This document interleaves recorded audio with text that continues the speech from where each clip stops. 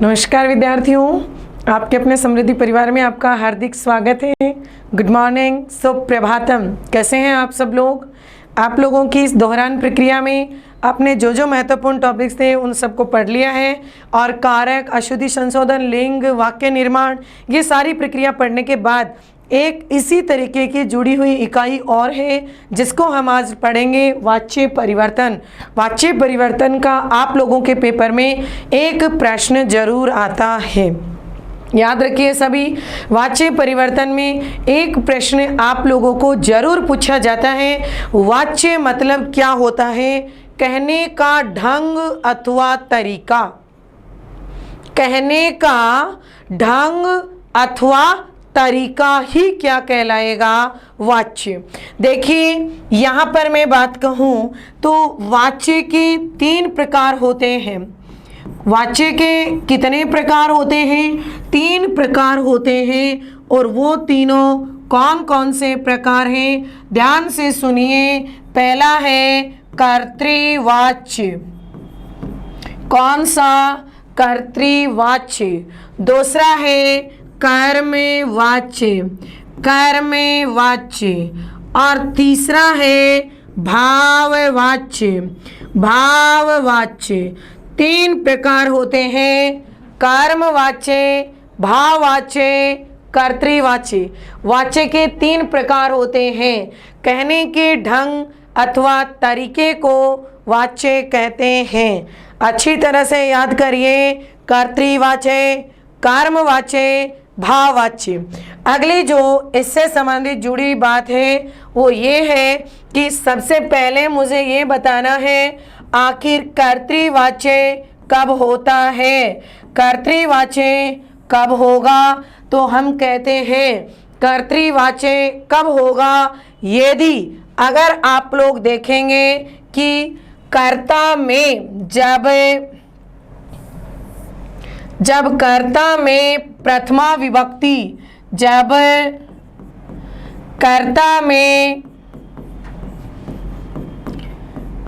प्रथमा विभक्ति, कर्ता में प्रथमा विभक्ति, कर्म में द्वितीया विभक्ति, कर्म में द्वितीया विभक्ति, कर्ता में प्रथमा विभक्ति, कर्म में द्वितीया विभक्ति और क्रिया कर्ता के अनुसार, क्रिया कर्ता के अनुसार प्रयुक्त होती है।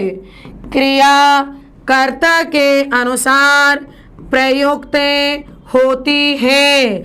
याद कीजिए, यदि कर्ता में प्रथमा विभक्ति, कर्म में द्वितीया विभक्ति और क्रियाकर्ता के अनुसार, क्रियाकर्ता के अनुसार का मतलब क्या होगा? कर्ता एक वचन का हो तो क्रिया भी एक वचन की, कर्ता द्विवचन का हो तो क्रिया भी द्विवचन की, और कर्ता बहुवचन का हो तो क्रिया भी बहुवचन की। दूसरी बात ये कह सकते हैं, कर्ता यदि अस्मत् शब्द का हो तो क्रिया उत्तम पुरुष की, युष्मत् शब्द का हो तो मध्यम पुरुष के, सर्वनाम वो जो तत्शब्द या संज्ञा शब्द हो तो प्रथम पुरुष की। ये बात यदि यहाँ सिद्ध होती है तो उस वाच्य को हम बोलेंगे कर्तृवाच्य। जैसे यहाँ पर मैं आपके सामने एक वाक्य उदाहरण के रूप में लिखकर बताऊं तो हम कहते हैं, अहम फलम खादामि। मैं फल खाता हूँ। मैं फल खाता हूँ। त्वं पाठं पठसि। त्वं पाठं पठसि। तुम पाठ पढ़ते हो। तो तुम यहाँ पर युष्मत् शब्द मध्यम पुरुष का है तो क्रिया भी मध्यम पुरुष के होगी। यहाँ पे उत्तम पुरुष का कर्ता तो यहाँ भी उत्तम पुरुष का कर्ता। यहाँ पर मैं लिखूं बालक पुस्तक, बालकाः पुस्तकं पठन्ति। बालकाः पुस्तकं पठन्ति, बालक पुस्तक पढ़ते हैं, बालक पुस्तक पढ़ते हैं। तो यहाँ पर बालक बहुवचन है तो क्रिया भी बहुवचन की होगी। मतलब आपने देखा बालक संज्ञा शब्द है, क्रिया प्रथम पुरुष के, बालक बहुवचन है, क्रिया बहुवचन की। यहाँ पर मध्यम पुरुष एक वचन, क्रिया भी मध्यम पुरुष एक वचन की, उत्तम पुरुष एक वचन, क्रिया भी उत्तम पुरुष एक वचन की। इस तरीके की जो प्रक्रिया होती है उसे हम कर्तृवाच्य कहते हैं। दूसरे नंबर पे आप लोग जानेंगे कर्मवाच्य। क्या पढ़ेंगे हम लोग? कर्मवाच्य। कर्मवाच्य में क्या देखेंगे? ध्यान से देखिए। कर्ता में तृतीया विभक्ति, कर्ता में तृतीया विभक्ति, कर्ता में तृतीया विभक्ति, तृतीया विभक्ति और कर्म में प्रथमा विभक्ति, कर्म में प्रथमा विभक्ति तथा क्रिया कर्म के अनुसार, क्रिया कर्म के अनुसार प्रयुक्त होती है। यहाँ पर उक्त कर्म होता है, अनुक्त कर्ता होगा और कर्तृवाच्य में उक्त कर्ता होगा, अनुक्त कर्म होगा। यानी जिसके अनुसार क्रिया का प्रयोग किया जाए वो उक्त होता है और क्रिया का प्रयोग नहीं किया जाए वो अनुक्त होगा। आप लोगों को जब मैंने कारक पढ़ाए हैं वीडियो में देखना, कारक वाले वीडियो में उक्त और अनुक्त को अच्छी तरह से समझाया गया है। टेस्ट में भी आया था तो टेस्ट में मैंने बहुत अच्छे से क्लियर किया था कि उक्त कर्म में कौन सी विभक्ति है। यहाँ पर उत्तर सही था, उक्त कर्म में कौन सी है? प्रथमा, क्योंकि कर्मवाच्य में कर्म है वो उक्त होता है। कर्मवाच्य में कर्म में उक्त होता है, मतलब जो विभक्ति है वो कर्म के अनुसार लगती है। यहाँ पर कर्म उक्त है और कर्म के अनुसार ही विभक्ति जो क्रिया का प्रयोग किया जाएगा। दूसरी बात, इसमें जो धातु है वो आत्मनेपदी रूप में बदल जाती है। धातु कौन से रूप में बदल जाएगी? आत्मनेपदी रूप में बदल जाती है।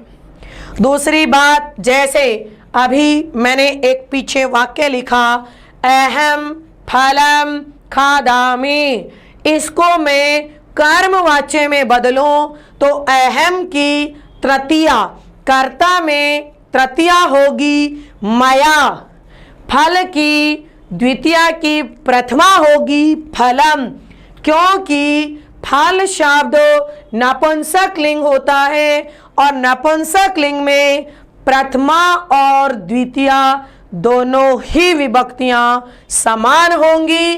तो मया फलम। अब यहाँ पर क्रिया कर्ता के अनुसार नहीं कर्म के अनुसार आएगी, उत्तम पुरुष की नहीं प्रथम पुरुष की प्रयुक्त होगी। तो देख लीजिए आप लोग, यहाँ पर बन जाएगा पहला वाक्य क्या? मया, मया यानी मेरे द्वारा, फलम। अब क्रिया किसके अनुसार आएगी? फल के अनुसार, और फल के अनुसार क्रिया आएगी आत्मनेपदी रूप में। क्या लिखेंगे? खाद्येते, खाद्यैते, खाद्यन्ते, खादेते, खाद्यैते, खाद्यन्ते, खाद्येसे, खाद्यैथे, खाद्येद्वे, खाद्ये, खाद्यावहे, खाद्यामहे। यानी आप लोग देखो यहाँ पे, यहाँ पर अपन कहते हैं अते, एते, अन्ते, तो ध्यान दीजिए, पठ्येते, पठ्यैते, पठ्यन्ते, तो येते, यैते, यन्ते। आत्मनेपदी में ये रूप आपको प्रयोग में लेने हैं और यहाँ पर ये रूप प्रयोग में लेंगे तो इस अनुरूप जो भी क्रिया होगी उसमें हम देखेंगे कि एक वचन होगा तो यते, द्विवचन होगा तो यहाँ पर यैते, द्विवचन होगा तो यैते और बहुवचन होगा तो यन्ते। समझ रहे हैं? तो इस आधार पर फलम के अनुसार यहाँ पर क्रिया आएगी और वो होगी यते, जो क्या होगी? खाद्यते या खाद्यते भी लिख सकते हैं। मैं 2 फल खाता हूँ तो यहाँ होता मया द्वे फले खाद्यते। मैं बहुत फल खाता हूँ, खाद्यन्ते। कर्म एक वचन तो कर्मवाच्य में क्रिया भी एक वचन, कर्म द्विवचन तो क्रिया भी द्विवचन, कर्म बहुवचन है तो क्रिया भी बहुवचन की प्रयुक्त होती है। कहने का तात्पर्य यही है कि क्रिया कर्म के अनुसार लगेगी, कर्ता के अनुसार नहीं। चाहे कर्ता अस्मद शब्द का हो, जैसे पीछे वाले वाक्य में लिखा त्वम पाठम पठसी, तो क्या बन जाएगा इसका वाच्य परिवर्तन? त्वया। पाठ शब्द पुल्लिंग होता है, कैसे पता? क्योंकि पट धातु के घय प्रत्यय लगेगा तो वहां पर होगा पाठ, और पाठ शब्द पुल्लिंग होगा तो द्वितीय में होता है पाठम, तो प्रथमा क्या बनेगा? पाठ है। तो यहाँ हम लिखेंगे त्वया पाठ है, तुम्हारे द्वारा पाठ। अब क्रिया देख सकते हो मध्यम पुरुष की प्रयोग में नहीं आएगी, किसके अनुसार आएगी? पाठ के अनुसार आएगी, और पाठ के अनुसार जो क्रिया होगी वो हम लिखेंगे पठ्यते, क्योंकि पाठ में एक वचन है, क्रिया भी एक वचन की। अगर पाठ में द्विवचन होता तो क्रिया भी द्विवचन की, बहुवचन होता तो क्रिया भी बहुवचन की प्रयुक्त होती है। तो इस तरीके से आप, तीसरा मैंने वाक्य लिखा था बालकाः पुस्तकं पठन्ति, बालक पुस्तक पढ़ते हैं। तो बालकों के द्वारा पुस्तक पढ़ी जाती है, बालकों के द्वारा। तो तृतीया विभक्ति क्या हो जाएगी? बालकेन नहीं, बालकै लिखना। क्यों? क्योंकि बालकाः बहुवचन में है, तो यहाँ तृतीया का भी बहुवचन होगा। वाच्य परिवर्तन में विभक्ति परिवर्तित होती है, वचन में कोई परिवर्तन नहीं होगा। बालकों के द्वारा पुस्तक पढ़ी जाती है, तो पुस्तकम पुस्तके पुस्तकानि, पुस्तकम पुस्तके पुस्तकानि, यहाँ पुस्तकम। अब आप क्रिया देखोगे तो क्रिया एक वचन ही आई। क्रिया एक वचन क्यों आई? क्योंकि पुस्तक एक वचन है। यहाँ पर बालकई बहुवचन है, आप देखोगे कर्ता बहुवचन है, क्रिया बहुवचन नहीं। कर्मवाच्य में क्रिया किसके अनुसार आती है? कर्म के अनुसार। और जो धातु है उसको परस्मैपदी नहीं आत्मनेपदी में बदलते हैं। आत्मनेपदी में बदलने के लिए आप लोग इतना याद रख लो, एक वचन आए तो येते करना, द्विवचन आए तो यैते, और बहुवचन आए तो यन्ते। एक धातु के रूप याद कर लो, जैसे पठ्यते, पठ्यैते, पठ्यन्ते, पठ्यसे, पठ्यैते, पठ्यद्वे, पठ्ये, पठ्यावहे, पठ्यामहे। यहाँ पर ज़्यादातर प्रयोग तो प्रथम पुरुष का ही किया जाता है, फिर भी आप तो पूरा रिवीजन कर सकते हो। इसके बाद जो तीसरा वाच्य है उसका नाम है भाववाच्य। भाववाच्य, भाववाच्य में कर्ता में तृतीया विभक्ति होती है। कर्ता में कौन सी विभक्ति होगी? तृतीया विभक्ति। कर्ता में तृतीया विभक्ति होगी और कर्म का अभाव होगा। कर्म का अभाव, क्योंकि जहाँ कर्म नहीं होगा वहाँ पर कौन सा वाच्य होगा? भाववाच्य। और कर्म में अभाव होगा तथा क्रिया किसके अनुसार लगेगी? कर्ता के अनुसार। आप लोगों को एक बात और बता देती हूँ कि जैसे कर्ता के अनुसार यहाँ पर क्रिया लगेगी जो प्रथम पुरुष के एक वचन के रूप में पढ़ी जाती है। एक बार अपने यहाँ पर YouTube चैनल पर ही वाच्य परिवर्तन की क्लास में मोर नाचते हैं तो मोरों के द्वारा नाचा जाता है, वहाँ पर अपन ने नृत्यन्ते करके बाद में आपको सही करवाया था नृत्यते। कई से विद्यार्थियों के कंफ्यूज हुआ था, बाकी बाद में उस चीज़ को क्लियर भी कर दिया गया था। वहाँ पर नृत्यन्ते नहीं नृत्यते ही सही होता है।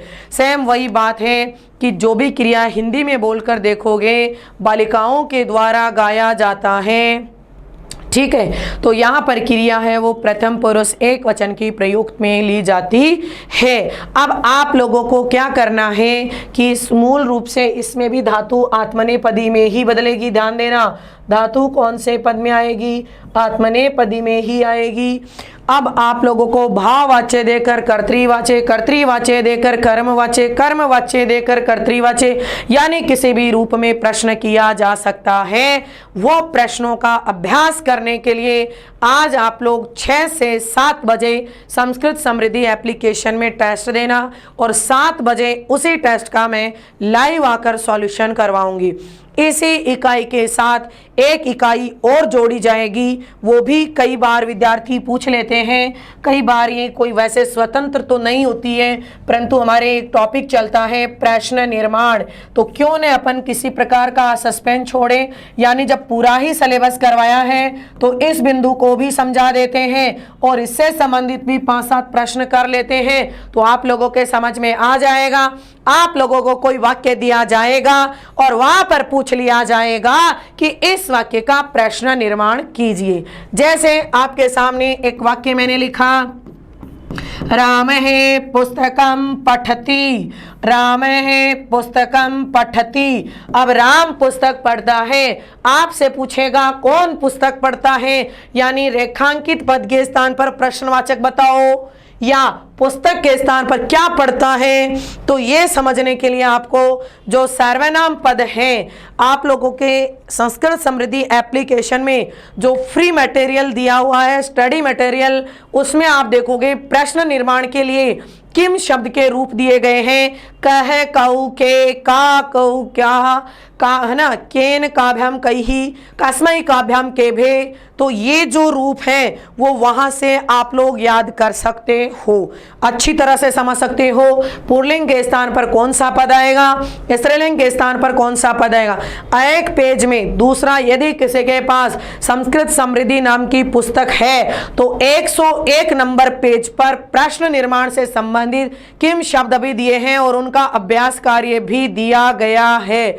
इसके अलावा इसी YouTube चैनल पर वाच्य परिवर्तन और प्रश्न निर्माण की विस्तृत कक्षा ली गई है, आप वहां से भी समझ सकते हो, पढ़ सकते हो। और संस्कृत समृद्धि एप्लीकेशन पर भी दिया हुआ है, वहां से भी पढ़ सकते हो, समझ सकते हो। इसके अलावा इसके प्रश्न कैसे बनेंगे, क्या बनेंगे, ये आज शाम को 6 से 7 ऐप में टेस्ट दे लेना और 7 बजे मेरे साथ लाइव उपस्थित होना। उस समय आपका एक टेस्ट पेपर लिया जाएगा, आप लोगों को बताया जाएगा किस प्रकार के प्रश्नों के बनने की संभावना होती है। स्त्रीलिंग है तो किम शब्द स्त्रीलिंग प्रयोग करेंगे। कुछ शब्दावलियां हैं जैसे परिमाणवाचक शब्द आए तो कियत यानी कितना, संख्यावाची आए तो कति, ये सारी बातें बताई हुई है अच्छी तरह से। अभी भी मैं बताऊंगी, वही YouTube चैनल है, इसी YouTube चैनल पे सर्च कर लेना प्रश्न निर्माण, और प्रश्न निर्माण की क्लास आप अच्छी तरह से पढ़ना समझना। छोटी सी क्लास है पर अगर प्रश्न आ जाए तो गलत नहीं होए, उस तरीके को समझने का प्रयास करें। तो आज अपन वाच्य परिवर्तन और प्रश्न निर्माण के इस टॉपिक का टेस्ट लेंगे, समझेंगे और पढ़ेंगे। आपकी इस दोहरान प्रणाली में अब व्याकरण के महत्वपूर्ण बिंदु सारे करीब करीब हो चुके हैं, जैसे वर्ण विचार, संधि, समास, प्रत्यय, उपसर्ग, अव्यय, धातु रूप, शब्द रूप, संज्ञा, सर्वनाम, विशेषण, वचन, पुरुष, लकार, लिंग, अशुद्धि संशोधन, वाक्य अनुवाद। अगर आपने कारक, विभक्ति, अगर कोई सा वीडियो आपने मिस किया है, देखा नहीं है, जरूर देखना। और इसमें 2 प्रणालियां मिलती हैं, एक तो आपको सुबह 6 बजे वीडियो मिलता है और शाम को उसी टॉपिक का टेस्ट भी मिलता है। दोनों चीज़ें इसी यूट्यूब चैनल पर आप लोगों को उपलब्ध हो जाएंगी। आपको जो कंटेंट पढ़ना है आप उसको समझिए, अभ्यास कीजिए। इसके अलावा आप लोगों को इसी YouTube चैनल पर 72 पेपर भी आपके प्रैक्टिस के लिए अवेलेबल करवाए गए हैं। इसके अलावा 51 मॉडल टेस्ट पेपर की जो प्रैक्टिस बुक आपकी आ रही है उससे भी आप अपना अभ्यास कर सकते हो। इस अंतिम समय में ज़्यादा से ज़्यादा दोहरान और अभ्यास कार्य पर ही बल दिया जाना चाहिए, जिससे आपका आत्मविश्वास भी जागृत हो। इसलिए फटाफट आप लोग अच्छी तरह से समझ लेना और अच्छी तरह से इस विषय वस्तु को याद कर लेना। जितना हो सकता है इस क्लास को शेयर कीजिए एंड लाइक कीजिए और यूट्यूब चैनल को सब्सक्राइब कीजिए। Thank you so much.